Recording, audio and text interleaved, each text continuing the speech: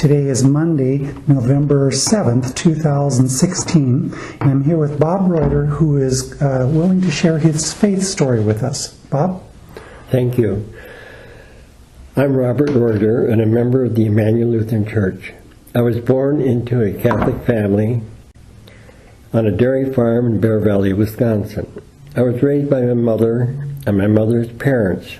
My mother was a school teacher. When I was 4, we moved to Middleton, Wisconsin, to a dairy farm my grandfather purchased.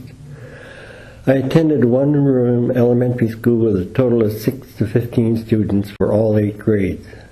My family was very regular in attending Mass on Sunday and a novena service on Saturday evenings. After graduating from Middleton High School, I was still a believer, but not a church attendee. I was a student at University of Wisconsin-Madison, where I graduated with a major in agriculture extension education and a major in dairy science. By graduation, I was married and a parent of 1 and soon to be 2 children. My first job after graduating was as a 4-H agriculture extension agent. After 3 years of being in this field, I decided to start my own dairy. This did not prove to be lucrative, so I accepted a dairy management job in Scappoose, Oregon. With the new job, I moved with my wife and our 5 children, left our home in Wisconsin to start again in the Pacific Northwest. A couple years later, Mayflower Farms, an Oregon dairy cooperative, offered me a job as a quality control field man. After 8 years in Oregon, I still wanted to own my own dairy.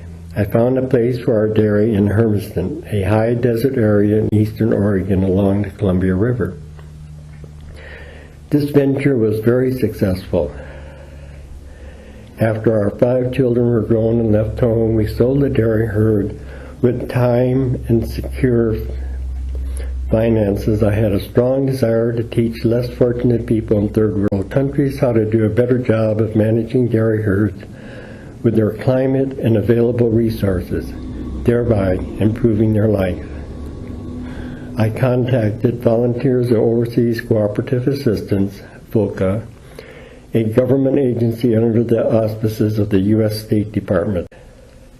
A year later, I was assigned to work in Bolivia with an NGO, a non-governmental organization, to help them establish a National Holstein Association.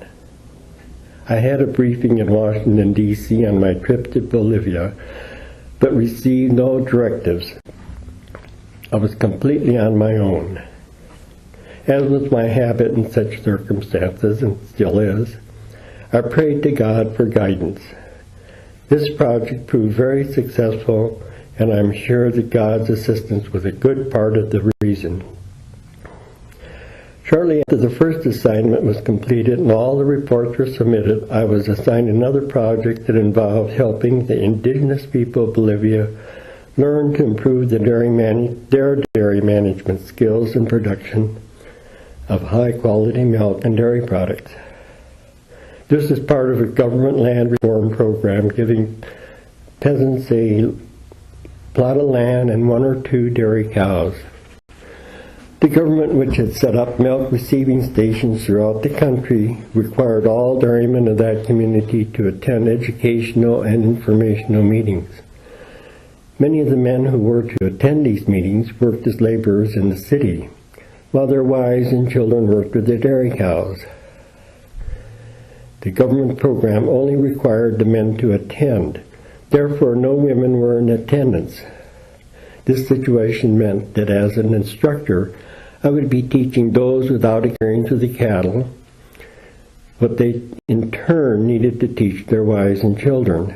As this seemed unlikely to succeed, I was determined to challenge the rules. Initially, I was told no, but I insisted. The government relented and classes were held for the women who proved to be very attentive and eager to learn. This was the guidance of God that I had prayed for. The VOCA projects were part of a joint U.S. and Bolivian program to help indigenous population to make a decent living in agriculture. which did not involve the cultivation of coca. The Bolivian projects were a real success.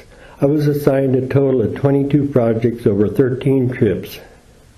I worked with Bolivian government officials, but the majority of the projects were conducted with various NGOs. Some of the groups I worked with included the Japanese International Assistance, which had dairy farm orphanages and genetic center for livestock improvement. They also built road to improve transportation of the product to market.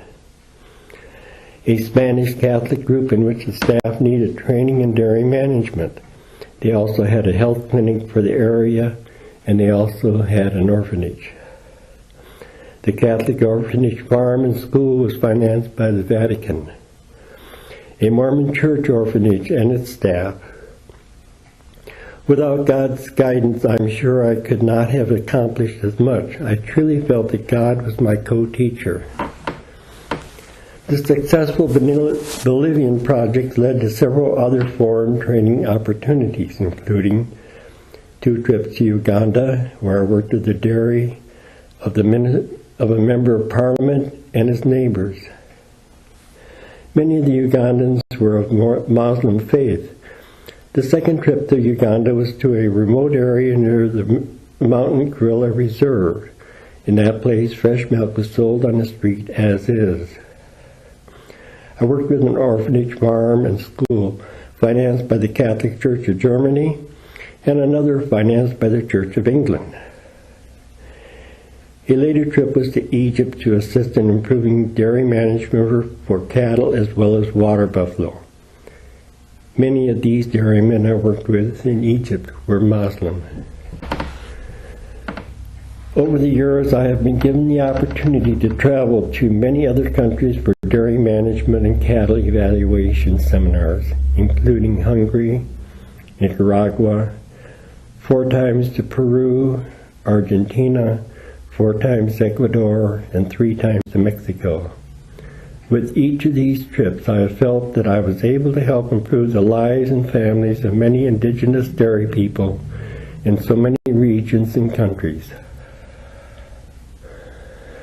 While I was able to feed my soul through international volunteer work, not all was well at home. With our 5 children grown, my wife and I divorced. After I relocated to Modesto to be with Kathleen, I began attending the Emanuel Lutheran Church with her, where she was a member. My first visit was very warm and friendly. I felt accepted. Kathleen and I were married at Emanuel in 2003. I was elected as a member of the council and then treasurer, all within 3 months of my commitment to Emanuel. I was also chairman of the 75th Anniversary Celebration Committee. Emanuel Lutheran Church has been a celebration I had been looking for. Like everyone, my life has been blessed with challenges, but also much happiness, so many opportunities, and through it all I have felt the blessings and guidance of our God. I know God has been watching over me and protecting me my whole life. God has protected me and saved me from numerous potential disasters in my youth, as a teenager, a young adult, and as I traveled in areas of conflict throughout the world, helping educate the unfortunate. God has guided me in so many ways during my life. As treasurer, council member, and now also chairman of the endowment team, I still pray to God for guidance as I have for so many years. I've been so blessed. Thanks be to God. Thank you, Bob. That's a great story. Thank you.